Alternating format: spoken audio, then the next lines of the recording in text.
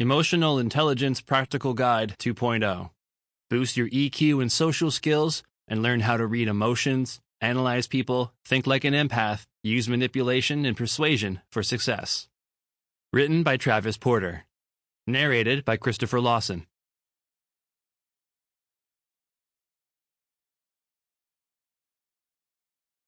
Introduction. Congratulations on downloading Emotional Intelligence Practical Guide 2.0, and thank you for doing so. The following chapters will discuss the steps that you should take to increase your own emotional intelligence, EQ. While traditional data had assumed that IQ and mental smartness were the biggest indicators of success, recent studies have shown that emotional intelligence is the best indicator of whether someone is going to be successful or not. This guidebook will delve into some of the specifics about emotional intelligence and why it is so important. After exploring the importance of emotional intelligence and how it can benefit your life, this guidebook will take a look at some of the steps that you can take to increase your own emotional intelligence. We will look at simple steps for boosting your EQ, how to increase your social skills, the importance of controlling your emotions, how to read emotions, and analyze those of the people around you, and how you can start to think like an empath. All of these come together to help you interact better with others and see more success in your daily life. Emotional intelligence is one of the leading determinants of whether you will be successful in your personal or professional life. This guidebook has the tools and tips that you need to make this happen. There are plenty of other books about this subject on the market. Thanks again for choosing this one. Every effort was made to ensure it is full of as much useful information as possible. Please enjoy.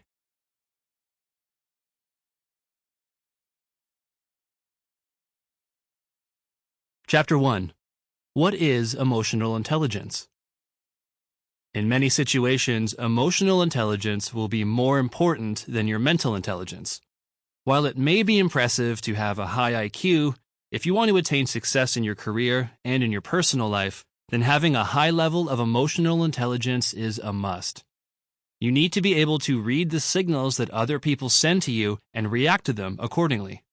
Just because you have a lot of mental smarts doesn't mean you are able to recognize and respond to the emotional cues that people give off, and this can make all the difference in your professional and personal life.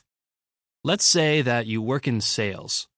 Your company has a new car that has a ton of great features, and you just know the customers will love it. If you had a high level of mental intelligence, you might memorize all of the facts and features of the car, and you could spend an hour listing these off to a potential customer, but that doesn't mean you would actually be able to sell the car. Someone with a high level of mental intelligence may be confused as to why they weren't able to sell that vehicle. They were able to get through their whole spiel about how great the car was. Why wouldn't someone want to make the purchase? On the other hand, a person with a high level of emotional intelligence might have been better at catching the signs of why someone didn't want that car. Surely there are a lot of features to love about the car, but maybe the customer was turned off by the price, wanted a van instead of a car for their growing family, or didn't like the pushy manner that was used to entice them. At some point in the conversation, the customer could have started to send out signals, sometimes spoken and sometimes not, about their disinterest in the product. With a sufficient level of emotional intelligence, you will catch these signals and either take a step back, try recommending a different product, or find a way to address the issue and provide a better experience for your customer. This is just one example of using emotional intelligence. Almost every career can utilize emotional intelligence to help you get ahead, but you can also use this in your personal life. Being able to read the emotions and the signals that are sent out by those around you, including your spouse, kids, friends, and other family members, can help you avoid miscommunications, hurt feelings, and so much more.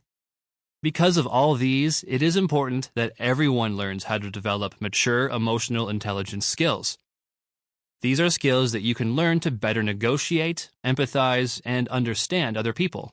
This is even truer in a world that is becoming more globally connected. Your EQ, or your emotional intelligence, is the ability you have to understand other people. It is your ability to understand what motivates other people and your ability to work cooperatively with them. Without this, it can be really hard to get along. Sample complete. Ready to continue?